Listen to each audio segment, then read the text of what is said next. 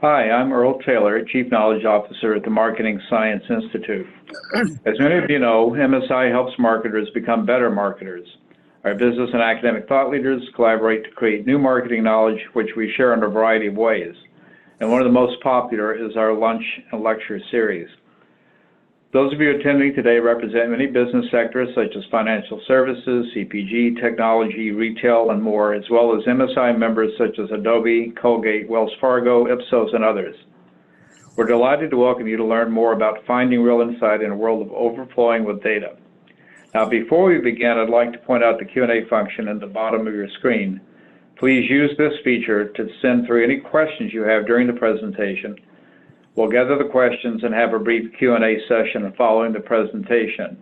And I will say in advance that the slides will be made available to you. There's a lot to cover here, but you'll be receiving a link to the slides at the end of the conference. So I'd like to introduce today's featured speaker. Liam Fahey is co-founder and partner in Leadership Forum. He created and leads its Intelligence Leadership Forum, and he also serves as a professor of management practice at Babson College. Previously, he served as a faculty member at the Kellogg School at Northwestern University and at Boston University. Liam is the author and editor of 8 books and over 50 articles or book chapters. He's consulted with or conducted education programs for corporate organizations around the world and more than a dozen universities. And he's won all 3 major awards in the Journal of Marketing as well as MSI's Best Paper Award.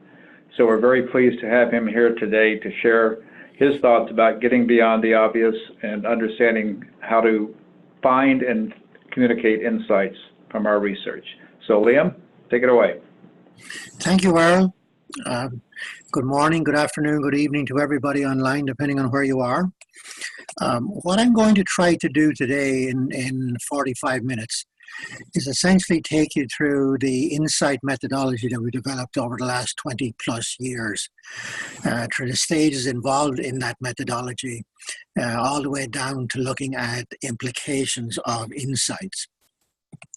And where all this started for me about 20 years ago, I was sitting in on a presentation done by a VP of Industry Analysis, who laid out an amazing amount of data and analysis and findings, very compelling, in 100 plus slides over an hour and a half. And the senior executive just stopped him and said, now that you've done all this great work, let me ask you 2 questions. What are your key insights, and what are the implications of the work that I do and my group does? And that simple question was met with great silence, in spite of the fact that they had spent 5 or 6 weeks conducting the analysis and innumerable days creating the PowerPoint display that they took the executive team through. So I took it upon myself from that point on to try to develop a simple methodology to create and craft insights and derive their implications. Let's start at the very beginning here.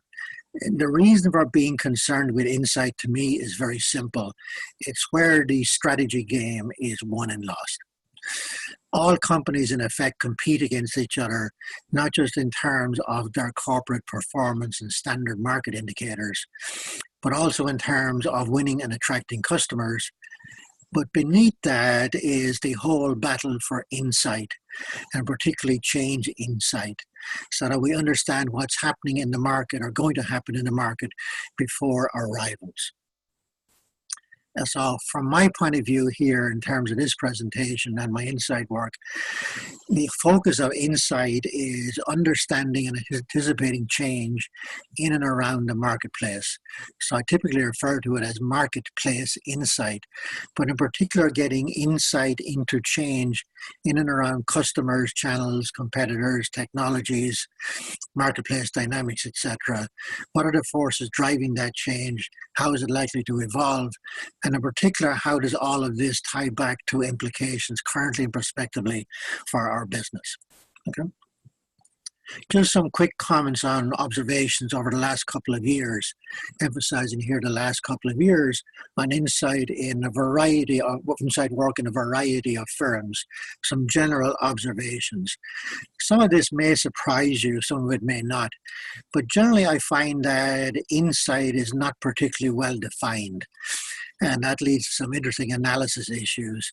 And developing insight and tying it to implications, very often not well developed and well connected, and sometimes an overemphasis on some domains and neglect of others.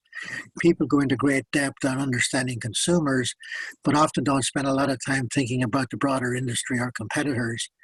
And few, if any, firms have a real notion of level of insights and how to connect them, much less a relevant analysis framework. So what I'm going to present today is intended to deal with all of these general voids that I've just enumerated. Okay. So let's begin with a working definition of insight. For me, a working definition of insight is new marketplace understanding that makes a difference to an organization's thinking, decisions, and action. So there are two parts here. There's the new understanding and its implications in terms of thinking and development. For shorthand, I refer to the first one as change insight, and the second one as implications insight, and the two together I call intelligence insight. And you'll see in some examples coming up by intelligence insight is the connecting of new understanding into customers or competitors or whatever, and the difference it makes to the organization. Okay, so a couple of very quick examples here. Insight always develops profoundly new understanding. So you always have a before and after, and then you can deal with the implications. So before we get to the methodology of getting to new understanding, some quick examples, and I'll work backwards here. On the customer end, we had one new understanding where it became very clear that emotions were the dominant negative differentiator for some customers, some consumers, okay? And the implication was we couldn't even get a hearing with those consumers, and therefore we had to rethink our whole marketing program right down to the value proposition and the communication activities that we had. Another one was on technology. We had previously thought that three particular technologies, this is a telecommunications company, were on separate trajectories. When we did the analysis, we found that they were moving in concert. And the new understanding was that a new technology-driven breakthrough product would emerge far sooner than we had previously expected. And one implication for us was that our current products were going to, in effect, be obsoleted. And needless to say, that caught the attention of the executive team. And the top one on competitor was kind of a classic, where we'd assumed that the rival would continue to fight vigorously to defend its position, and in fact had been investing a lot of money to do so. Upon analysis, what we discovered was that this particular business in the competitor corporate portfolio, it was in actual fact milking the business and not investing in it. That had tremendous implications for how we competed against them, etc. So there's three simple examples of how new understanding is always at the heart of insight, moving from an old to a new, from before to an after. This is important in terms of doing insight work. We divide insight into very different levels. So at the basic level, rudimentary level, is what we call domain insights. You might have new competitor understanding, new customer understanding, new channel understanding, etc. A higher level, often generated from the domain insights, is what we call competitive space insight, industry or market level. So our new understanding in terms of where the market is going, what the change will be in marketplace dynamics or in competitive rivalry, etc., etc. Generic marketplace insights rarely receives any attention in the companies that I've been working in. And what that is simply the following. Forget any competitor. Look at all competitors. Look at the competitive space and ask, what's our new understanding in terms of where the market opportunities reside, or the competitive risk reside, or the threats from competitors reside, or what are the vulnerabilities to different kinds of strategies, and often most fundamentally, what's our new understanding of the assumptions we need to make about competitors in the marketplace or customers or consumers going forward. Once we got those three levels of insight understood and analyzed, we then come back to implication insights, which is the high-level implications for our business. And I'll talk specifically about that later on. Before we get to all of that, once we've gone through all of that, then we come back to business implications. What I see in most companies is that once we get to customer consumer insights or competitor insights, we go straight to business implications. In other words, what we should be doing, how we should be doing it in terms of our marketing strategy without going through the other three areas. Most of the learning from insight work actually resides in the other three insight areas. I'll explain that as we go further here. So these levels of insight become very important in terms of how we think about insight, how we do analysis insight, and particularly how we manage deliberations or conversations around analysis as we go forward. Okay. Just a couple of more examples here to drive home the distinction between new and old understanding. You can see the difference here between the old and the new. And this was on a particular customer, industry customer, where we had done analysis and began to understand that this particular customer didn't really understand its own production operations, how they could be improved, how it could be done with a relatively low cost set of initiatives. In other words, creating for them a whole new understanding of how to do manufacturing and what it linked into marketing. And the difference that it made was quite substantial for both the customer and for ourselves in terms of us as a competitor to them. Okay, a very different one, and this led to some massive implications. Previously, we had thought that small competitors in this product area would not be a real threat to how we saw the industry evolving. In doing some analysis on different categories of competitors, the main insight, what became clear was a particular smaller competitor, given what it was doing, could, through a simple acquisition and a change in direction of its R&D investments, could literally create within 3 years, maybe less, a whole new customer solution, in fact, a white space in our business that would put it at least two product generations ahead of current rivals, including ourselves. The high-level implication insight for us here was that our current strategy and our current R&D direction was going to lead us into oblivion if we didn't carefully monitor and assess what this competitor could do, given that it was likely some other competitors would recognize where it was going and change the product portfolio in the business in 3 to 5 years. Let's now move to the methodology involved in getting to insight and getting to clear understanding out of data. Four domains here in doing analysis, and I'll talk about each one as I go through. The 4 I's, indicators, inferences, insight, and implications. These are the 4 stages in analysis in any insight project, and I'll take you through each one of these here fairly quickly. So how do we do the methodology? Structuring involves how we manage data and indicators. What I call sniffing is how we extract inferences from those indicators to get to some new understanding. And then shaping is how we go through to develop significant insight and how we test that insight to make sure it's genuine insight. And then we move to extracting implication insights and specific business implications.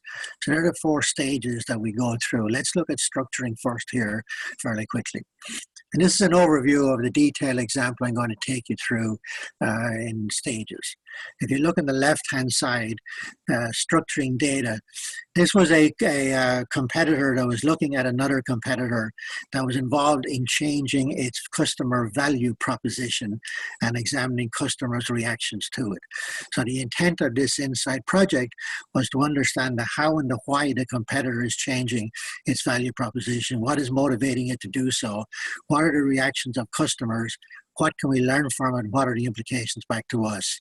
And I just put in some simple examples of inferences from the indicators and change along the indicators to get us to shaping the insight. And the big insight that came out here was that customers are falling into distinct needs-based segments requiring customized solutions, and some segments will walk away from their long-term providers.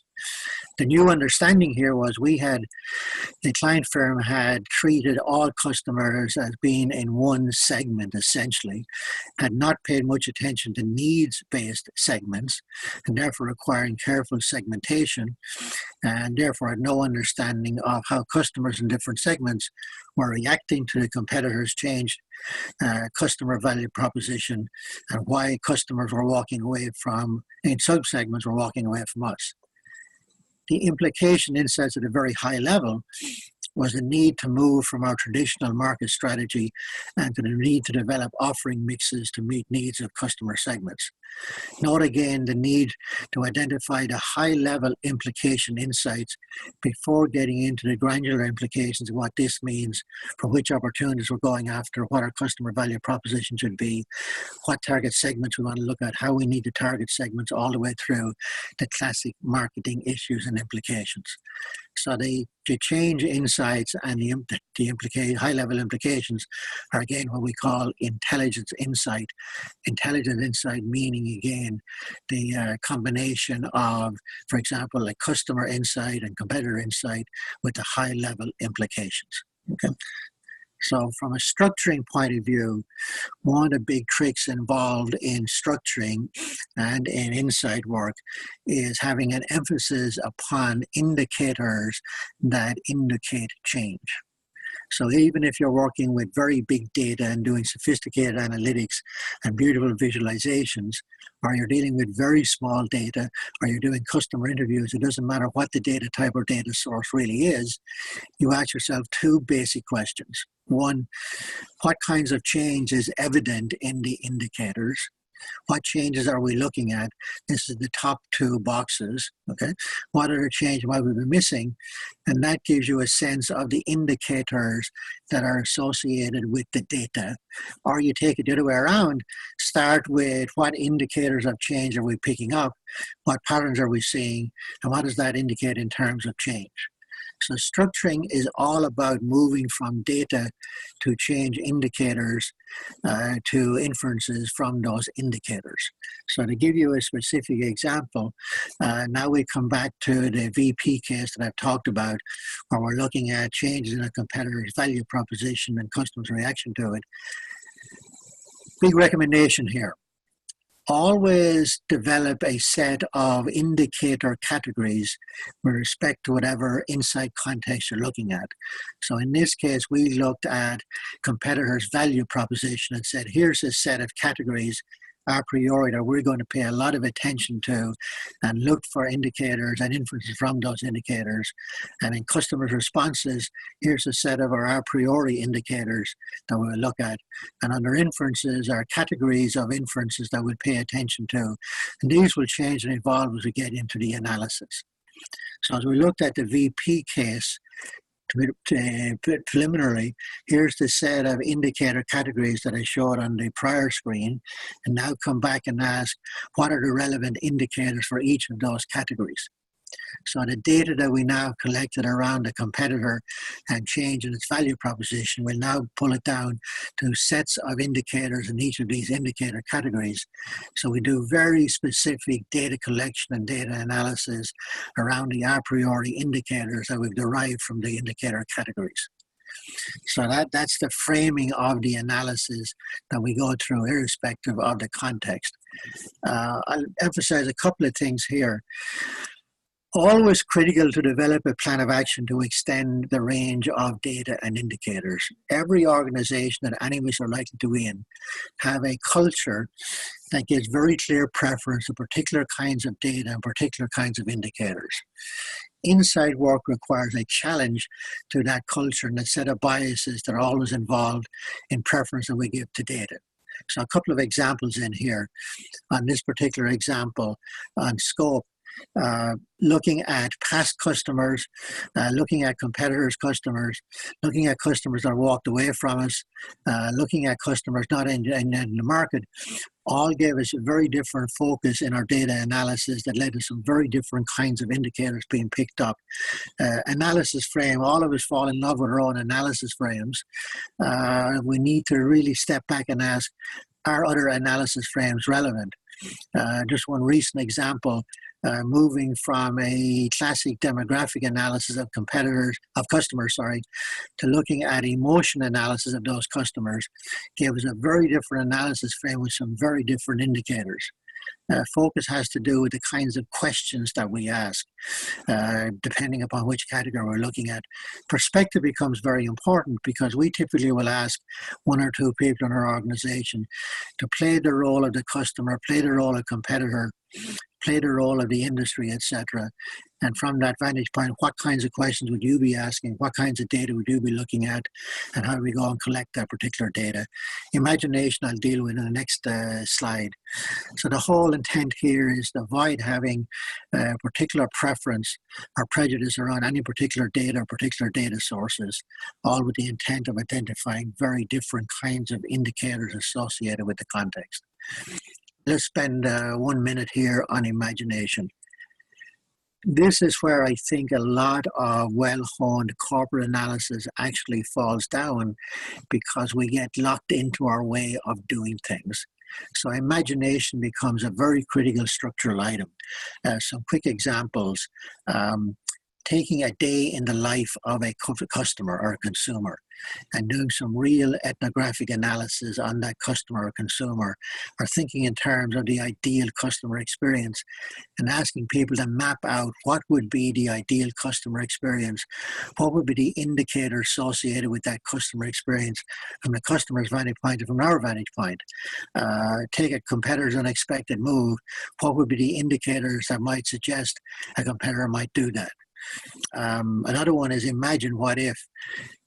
Personally, one of the most powerful pieces of analysis I'm involved in, have been for years, is asking analysis teams to develop an invented competitor. What would a competitor look like if I were to come into your industry and destroy every competitor in that industry by virtue of bringing a new customer solution, developing a radically new value proposition, showing how they would compete, what the advantage would be over us, and then working backwards to the indicators that would be involved in terms of what that strategy would look like, what the customer experience would look like, and therefore suggesting particular indicators we ought to be paying attention to. Or doing some simple scenario work around what the competitive space might look like to get the competitive space insights, and working backwards then to see where are the opportunities, where are the risks, etc. All imagination, and both of those examples, by the way, you invent the data, you don't collect the data, and therefore it's all about imagination, trying to get us away on the right-hand side, getting us immersed in very different possible futures with no limit on questions and very different thinking modes, using as many different perspectives as possible. So I just wanted to emphasize the role of imagination in getting us out of our own way in structuring context to get to new data and new indicators. Second stage, what I'll deal with briefly, is how do we then extract inferences from the indicators? And this is where our human judgment becomes involved, and this is where understanding of the context becomes involved. So we can teach people how to do the inferencing process, how to get them to recognize opportunities around the initiating indicators that will get them on a pathway to deriving inferences, how to draw the inferences, and how to articulate them in written form. So for an indicator, a new product announcement by a competitor, walk through the process then of deriving immediate inferences, testing those inferences, stating them, etc. So you can end up with a variety of inferences that you can then categorize around groups, noting that many different kinds of inferences can be derived from a particular indicator, and different people can derive the different inferences, which is the importance of having different people involved in it from very different perspectives.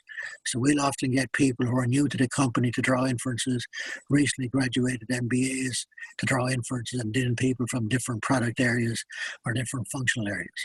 So ultimately what you're getting down to is getting groups of inferences around customers or consumers, etc., and more specifically, grouping them in terms of value propositions or marketplace entry, and then having topics emerge out of the inferences, which often surprises people. So we now have inference around emerging or latent customer needs, or emergence of new competitors, or shift in regulations, etc. So the grouping of the raw inferences get us to categories that I'll deal with in a second that really give us a different perspective on the data, and noting that those groupings of inferences will lead to what I call integrated inference in a moment that are simply not evident in the raw data or the indicators. So now we look at the VP case, sample inferences that were drawn. This is just a sample to give you a sense of the kinds of inferences coming out of the indicators that we talked previously. And then this just gives you a listing of indicators, no rhyme or reason to them at this stage until we go back and do the grouping that I talked about a moment ago to get them into categories that can then allow us to make sensible assessments of the integrated inferences that I'll come to in a second. So from the inferences, we then move to crafting and refining one or more changed insights, either at the domain level or the competitive insight level. So one of the real tricks in doing this kind of analytical-based insight work is getting to integrated inferences, where you move from the raw or preliminary inferences into categories of inferences based upon the groups that we talked about. And these are the steps that are involved in doing it. So moving from the indicators to the preliminary inferences to integrated inferences, and then the suggested insight inferences. Here's an example, and I realize I'm moving quickly, with our value proposition case. The analysis team brought it down upon the competitor to 3 sets of integrated inferences on the competitor. We also had similar integrated inferences on the customer and on customers and on the competitive space. So when we got it down to this 3 integrated inferences, this is where the vetting of these becomes very critical. So we asked the teams to break into smaller teams and develop the strongest possible cases to support and refute these suggested integrated inferences. And this is where the real analysis takes place. And this is where individuals and teams really learn about the competitor, customers, and competitive dynamics, etc. So they wordsmith these integrated inferences and agree that for the moment this is their best calculated effort and analysis as to what these integrated inferences. And then I show you on the right-hand side how those integrated inferences upon discussion led to the one major competitor insight, which was the insight that came out of all of this competitor analysis, and I'll talk in a moment about the implications of that particular insight. Okay, so one big question that is always in insight work is this really a genuine insight in terms of new understanding, or is this just a figment of the imaginations of the people doing the analysis? So critical in insight work here is to go through this 6-step process, analysis process, to test the heck out of the suggested insights. First test is it real new understanding that is old compared to the new? That's the standard test that we've talked about all the way through. The novelty test is it new compared to rivals? So is it just a new understanding to us that is in actual fact shared knowledge among our competitors?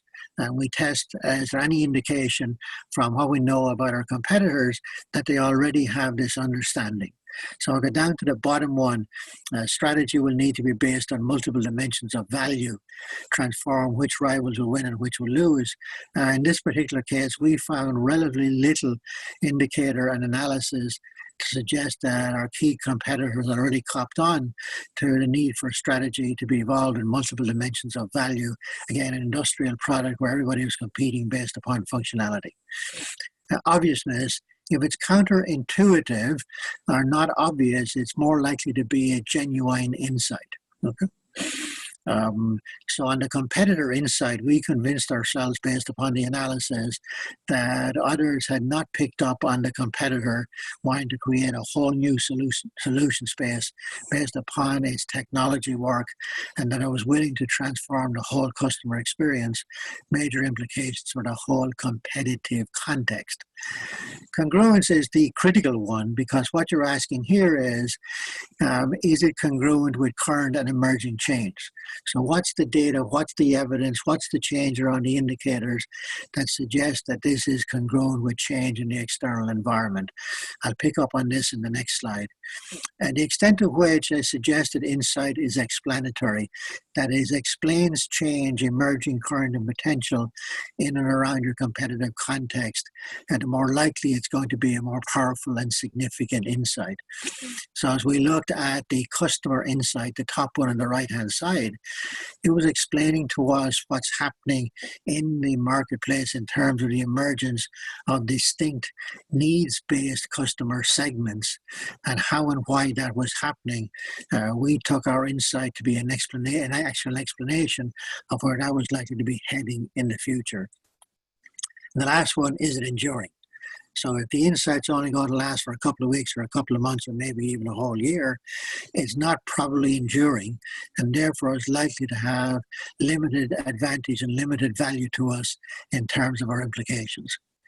So those 6 sets of criteria around a suggested insight to ask, is it really a genuine insight, has critical impact on whether or not we take it to the next level of really assessing and testing for its implications, both in terms of implication, insight, and business implications. But I wanted to talk for a moment about the importance of validating an insight. In principle here, important to understand that we can never validate an insight in the present. An insight can only get validated over time. And the key to insight validation is having 2 sets of indicators that we choose a priori and monitor like heck over time. One set is insight-specific indicators, and the other set of insights are context-specific indicators, context around the particular insight that we're looking at. So the example here from the previous insight, customer insight, was falling into distinct needs, etc.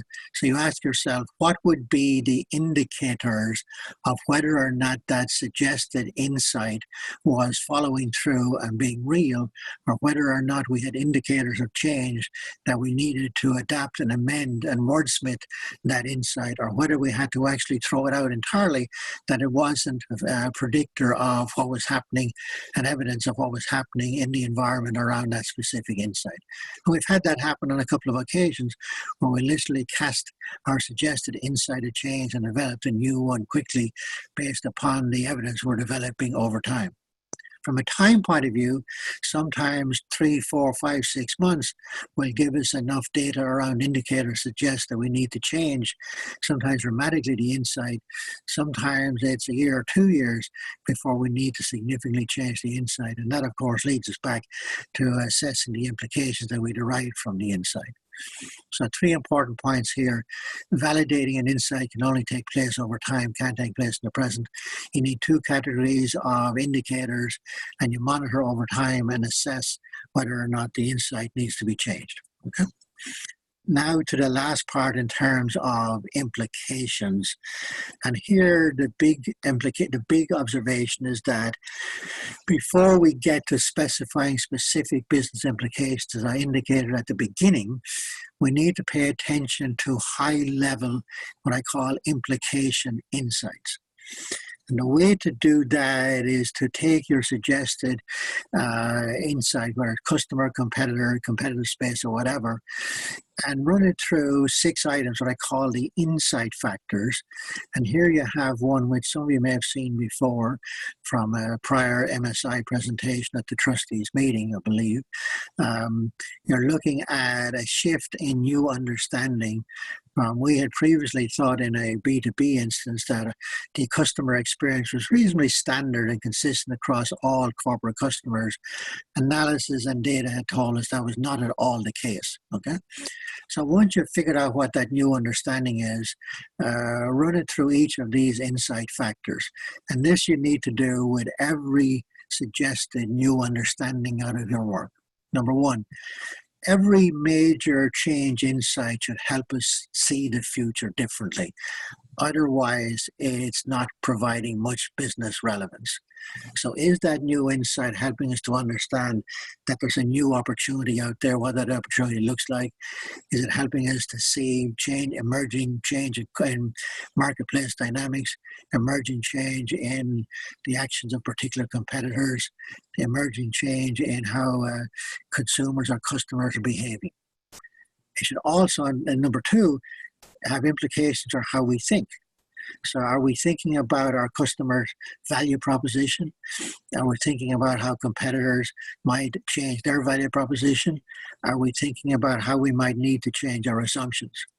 So the see and think combined out of any particular change insight directs us towards the future and gets us seeing and thinking about how that future might be different.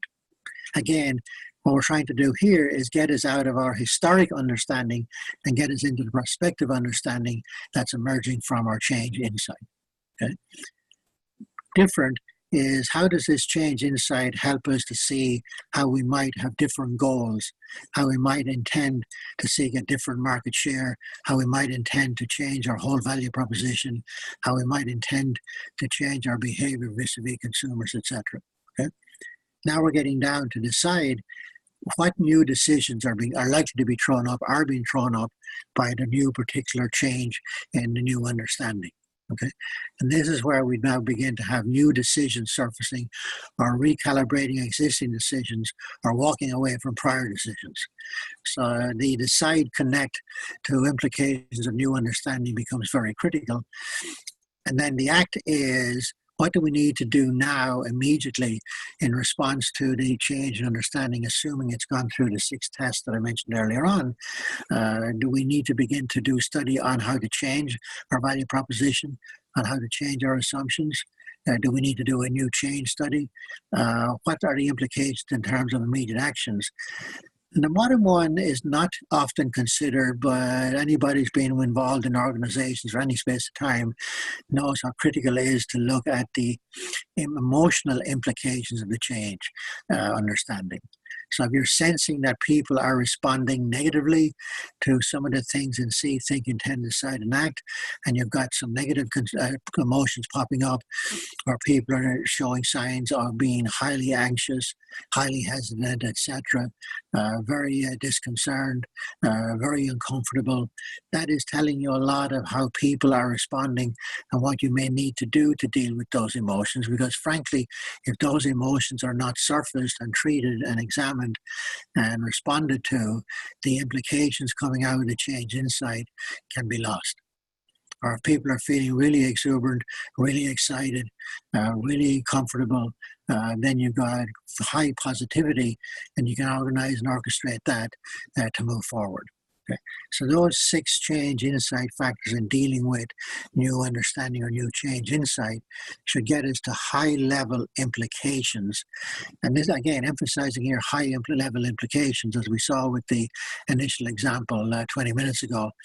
So we're looking at things in terms of, what's the high level implication? Do we need to change our strategy? Do we need to change our R&D? Do we need to shift our underlying assumptions? Do we need to change our global supply chain? What are the implications back to R&D? Now, important to note here, implication insights do not tell us what to do or how to do it.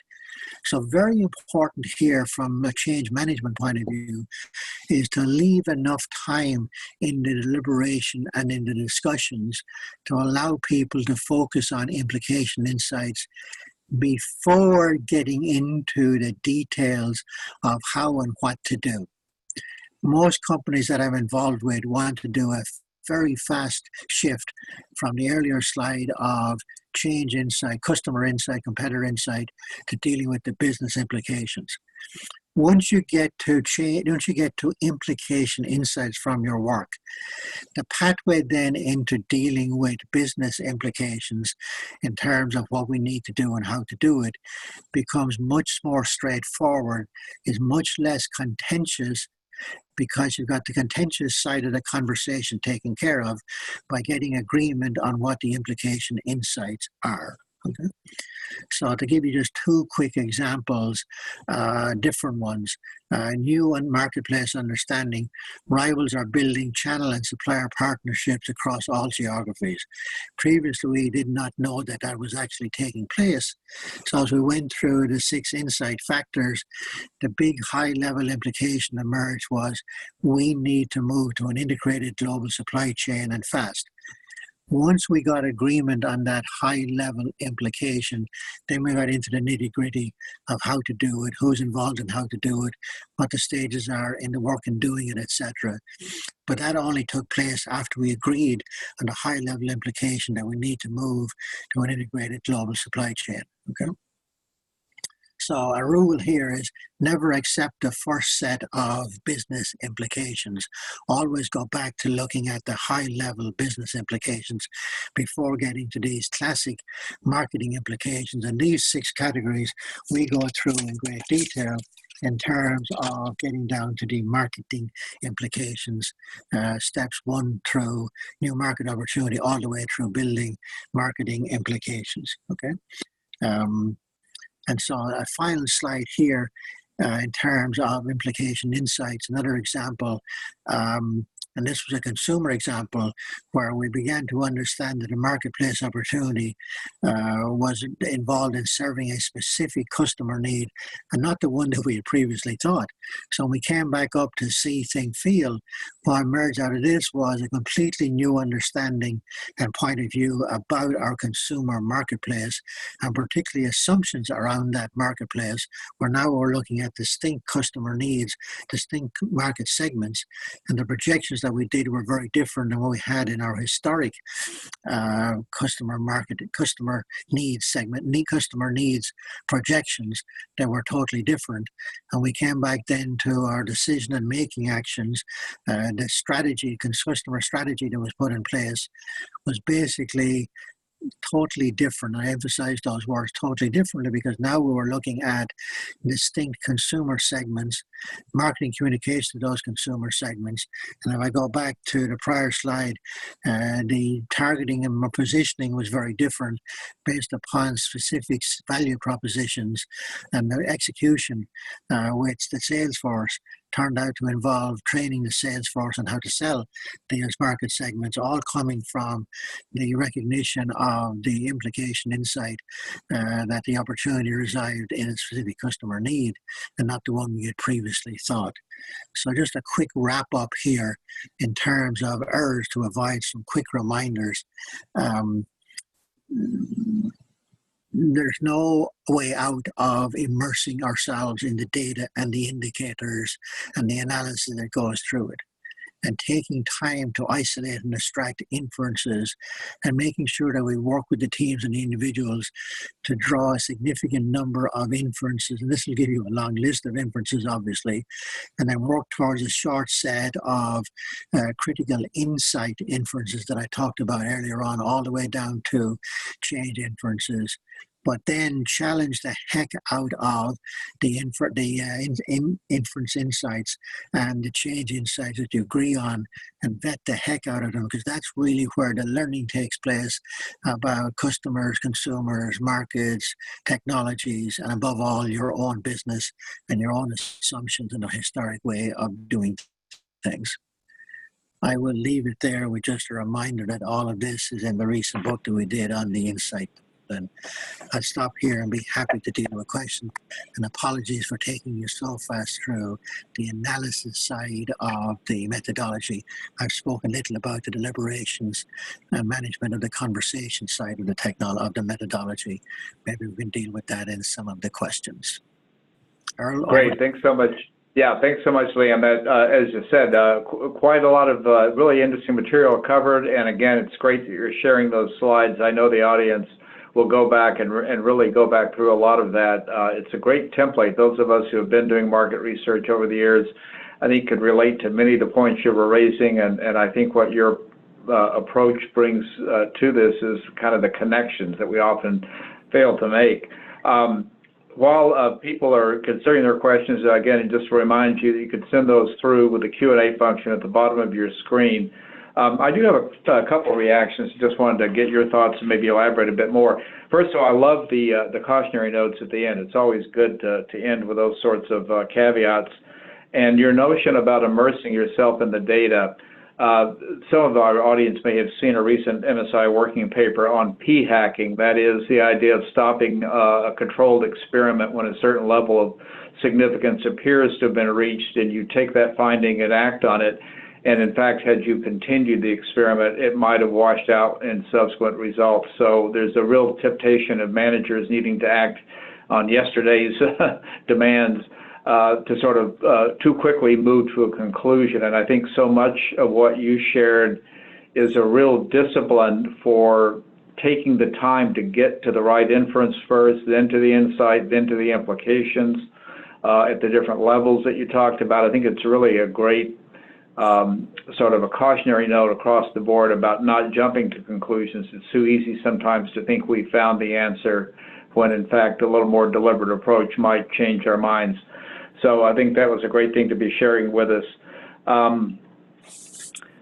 I wanted to come back to a critical point that you raised, and I love the metaphor you used, the notion of sniffing, kind of getting at that first inference, the first suspicion that there may be something in the data that we need to think about and pursue further. I love it because unlike, say, vision, which is a pretty sharp faculty for humans, sniffing is, our noses are not our most refined sense, shall we say, but it's often the first indication we get of a problem, you know, that little hint of smoke in the air or something.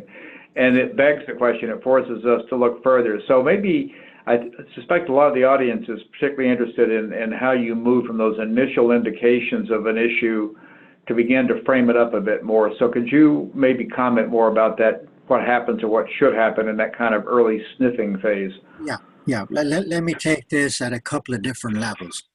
I start with an observation. My observation is that in the corporate context, most of the real substantive insights tend to emerge from small set of data and not from big data, quote unquote.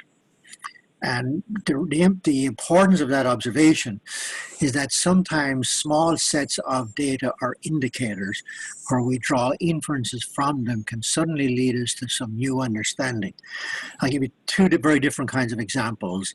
One of the cases that's in the book is where we spent a day inside a corporate customer in their manufacturing operations and talking with a lot of people. We ended up with a small set of quantitative and non-quantitative data, but we started drawing inferences from it literally that night, and inferences about this corporate customer, their perspective on managing their operations, the state of their operations, where areas of improvement might be, et cetera, et cetera. We soon came up with some fairly significant integrated inferences after 3 or 4 hours that got us into a significant customer insight, all in about 5 hours of work using the discipline that I've gone through. So instead of people just making comments and verbalizing comments or writing up a report, we actually had them go through the steps in the process in a 4-hour period to get some agreement on what our big insight was on our day experience, and then looking at what the high-level implications of that was. And by the time we got into the 4th or 5th hour, we suddenly began to look at how we needed to change our whole value proposition to that customer to enable that corporate customer to enhance their value proposition to their customers. Okay? Very different example, we had a competitor who made some announcements about its emerging product portfolio. We went out and did some quick data gathering and got some very clear indicators of the changes they were likely to make in terms of their products, the functionality of their products, how they were likely to be marketing those products. And from that began to draw some inferences about their marketing strategy. And once we did that, we suddenly crafted a new understanding of where this competitor was going with its marketing strategy compared to our prior understanding, and then come back to the high-level implications for us. And again, after just a couple of hours of work, once we had the data, had some very significant implications back to us, which were radically different from what we had in our, quote, business marketing plan. And then we had to go back through analysis of whether and how we're going to accept the analysis we just done or the year-long analysis that was evident in our marketing plan, and decided to go with the new analysis, which involves some significant implications to the marketing plan. So that raises two good points I wanted to comment on as well, and we do have another question in just a moment. That is that I think one of the things your approach emphasizes is the need to take the broader context, including the competitive environment, and that in fact, in many cases, you can actually infer the strategy the competitor has from these announcements and critically appraised. So I really like the perspective you bring that it's not just about, say, a consumer or individual decision maker or even a corporate team. It's the competitive context in which that occurs, the kind of strategy that the competitor may be revealing by the actions they've already taken. And it's also, I think, as you illustrated with both those anecdotes, a kind of recursive process. It reminds me of the best in qualitative analysis, which is you start maybe with a hunch, but you refine that over time. You feed back the initial inferences, pose a hypothesis. You mentioned the role of imagination in that process. So I really think that kind of recursive, you learn something new and different than maybe you set out to find in the first instance, and that's really the advantage of the more open approach that you're describing. I did want to raise a question that Kelsey asked about how you can, sort of the complement of what you were just sharing, is how do you, at the end of the process, narrow the insights? You made a point about the need to have connected insights, not to have too many, not to just do the data dump and the anecdote that you started with. So what are your thoughts about how you reach that convergence at the end of the process and end up with the right number of insights? Great question. Great question. If you're ending up with 10, 12, 15, 20 insights, you don't have insight. That's a quick observation. You've got to get it down to a small number and sometimes only one. What you're looking for is profound new understanding that's very different than the old understanding. And so you keep breaking it down to, okay, is this the understanding? Is this the evidence that we have for this, the understanding? Do we have evidence for the understanding? Do we run it through the 6 tests, etc.? Related point here. Genuine insight work needs to have multiple groups or functional areas involved in it. When I tell people quite bluntly, that consumer insight work that's not involved in doing competitor insight work, that's not involved in doing industry insight work, is dumb, inane, etc. And the same goes for all the other areas. It really is a collection of people coming together, boiling it down to a small number of powerful insights tested by the 6 criteria that I gave you, getting it down to a small number. Rarely in work we do will we end up with more than 3 or 4 insights that meet those tests that have high-level implications in terms of the examples that I gave you. I hope that answers the question. Yeah, I think that is a good answer to that question. And we have another person who is asking, are there tools or templates for sort of going through some of this process? And I'm going to preempt the answer here because you may be too modest to suggest this, but I would suggest that the book that you've displayed there, The Insight Discipline, which is available through the American Marketing Association, is a great place to turn. A lot of the charts and examples you gave us are directly from that book and from the presentation you did this spring at our trustees meeting. So the slides have a lot of the tools and templates, if you will, and there's a lot more in the book. So anyone who's interested in drilling down more on this, and I'm sure Liam would love to hear from you if you have specific questions, but my advice to the person asking that question would be to take a look at the book. Anything to add, Liam? Yes, there is something to add here. Okay. I get very concerned with people's adherence to templates in a literal sense. For example, when we often get to the integrated insights, we'll ask people to close the computer, take the integrated insights, and then we'll take 4 or 5 people in front of a whiteboard and just have a conversation and a discussion. And it's amazing what comes out of that conversation and discussion that is propelled and infused by the integrated insights that we have on a piece of paper. People bring their own perspective, their own biases, and it always helps us fast to get to the higher level of insight in terms of the change insight. That's a great point, actually. And I think I use the term template. Maybe process or procedure is a better term. It's a little more open-ended. I like the structure that your approach requires and allows you to have, but it also, it seems like part of that recursive aspect to it is you're open to new avenues of pursuit and things. I also wanted to make, again, a kind of a positive editorial comment, something you shared about the day in the life, not just the day in the life of the consumer, let's say, or the target market, but the day in the life of the manager who's going to be acting on these insights and have to decide what the business implications are. I think that's a powerful insight about needing to live the world that they live in, the way they make decisions, the way information bears on that, kind of reverse engineer from their decision context to what kind of information is going to help support and inform that. So I thought your examples along the way, and this is especially true in B2B, but not only there, even some of the internal issues that you mentioned. Yeah. Yeah, please. Do you have another question? No, I think that was it. I just more of a comment really than a question, but I think for the audience, my own experience has been that sort of understanding how the actual decision will be made really needs to inform the process from the very beginning. And with that, because we did cover quite a lot and a couple good questions here, we are at the end of our webinar period, but I want to thank the audience again for being with us. We'll be sending out the recording of the webinar. You will be able to access the entire webinar for review.